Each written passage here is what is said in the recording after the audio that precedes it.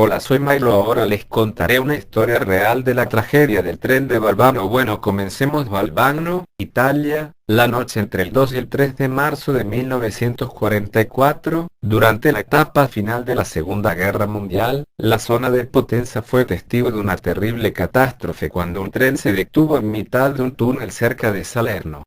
Más de 520 pasajeros murieron asfixiados por inhalación de monóxido de carbono. Debido a la Segunda Guerra Mundial, el gobierno ocultó este accidente y no fue revelado en su totalidad, tan solo una breve mención, en un periódico local, el 7 de marzo, en el que no se dieron cifras de muertos ni se señaló el lugar exacto de la tragedia. Sin embargo, y a pesar de su poca repercusión mediática, fue una de las peores catástrofes en la historia de los ferrocarriles de Italia y del mundo. Sorprendentemente, 2 meses después y en circunstancias casi idénticas, un tren en el túnel Tono de España acabó con la vida de 500 pasajeros. En 1951 el incidente fue revelado a toda la nación y el mundo, pero la falta de detalles y el enfriamiento del caso debido a la censura provocaron que muchos de los detalles se perdieran e incluso a día de hoy no se conozcan exactamente los detalles por los que se provocó la tragedia. El tren 8017. Tras la liberación de la Alemania nazi del sur de Italia por los americanos en 1944, eran muchas las personas que, escapando del hambre y en busca de una vida mejor, trataban de viajar de forma clandestina en los pocos trenes que aún circulaban por las vías. Casi no existían locomotoras que ofrecieran servicios de transporte para civiles y los pocos trenes que aún viajaban por las vías italianas solían ser militares o de transporte de mercancías.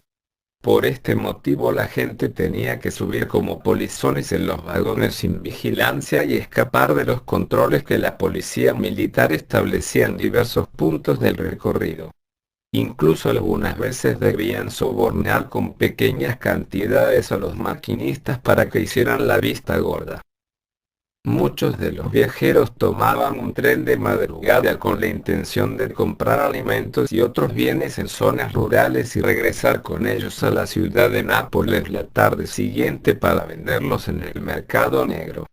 Esta era la forma de salir de la pobreza de muchas familias que se encontraban desesperadas por la hambruna que la guerra había traído a todo el país. El tren 8017 era uno de esos trenes que continuamente eran abordados por viajeros no esperados y en ocasiones subían a sus vagones cerca de 700 pasajeros no autorizados con la consiguiente carga no programada. El día de la tragedia de los 47 vagones que remolcaba tan solo 2 estaban cargados y además 20 de ellos eran abiertos, así que no es de extrañar que rápidamente subieran al tren aproximadamente 650 pasajeros no deseados entre Éboli, Perramo y Romagnano antes de llegar a Valvano.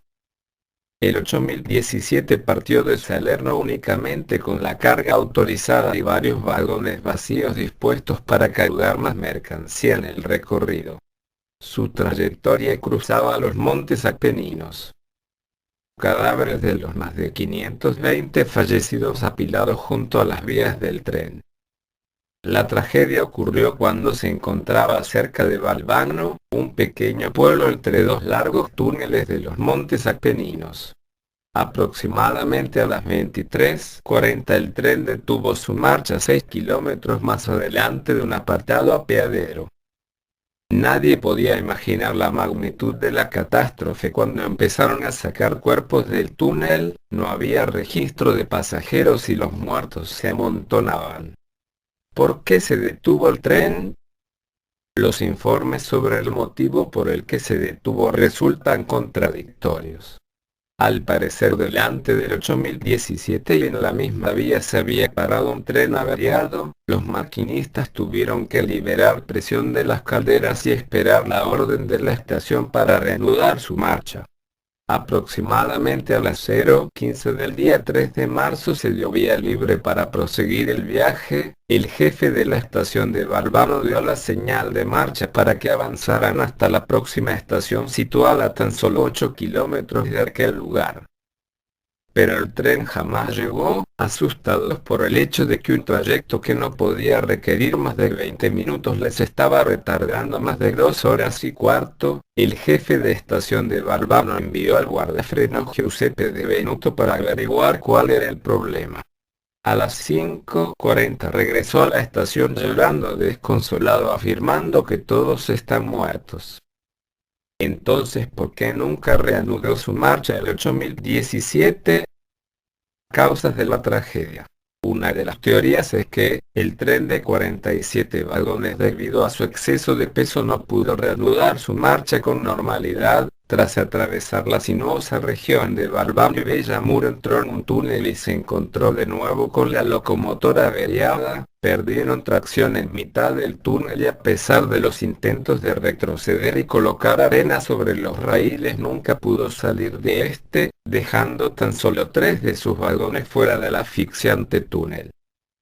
Otra de las teorías afirma que en mitad del túnel se encontró con otro tren en sentido opuesto por la misma vía, algo poco factible debido a que desde la estación se había dado la orden de continuar la marcha y de haber un tren en sentido contrario ellos hubieran tenido constancia de ello. Cualquiera que fuese el motivo por el cual se detuvo el tren, que lo hizo esperar más de 30 minutos en el túnel. En ese momento las locomotoras del tren quemaban un sustituto de carbón de mala calidad, ya que debido a la guerra, era difícil conseguir carbón de calidad. Los sustitutos del carbón producían un exceso de monóxido de carbono sin olor que provoca la denominada muerte dulce, debido a que las víctimas que lo respiran se sumergen en un sueño placentero, mientras que la falta de oxígeno por el exceso de monóxido de carbono los asfixia. Sin saberlo, los pasajeros de tren se durmieron hasta morir en un ambiente tóxico. Los maquinistas fueron los primeros. Decenas de camiones transportaban los cuerpos a 2 fosas comunes habilitadas en el cementerio de Valvano. Solo 235 de los fallecidos pudieron ser identificados y sus familias en muchos casos nunca fueron notificadas del fallecimiento. Cementerio de Valvano en el que fueron enterrados los cadáveres. Los supervivientes.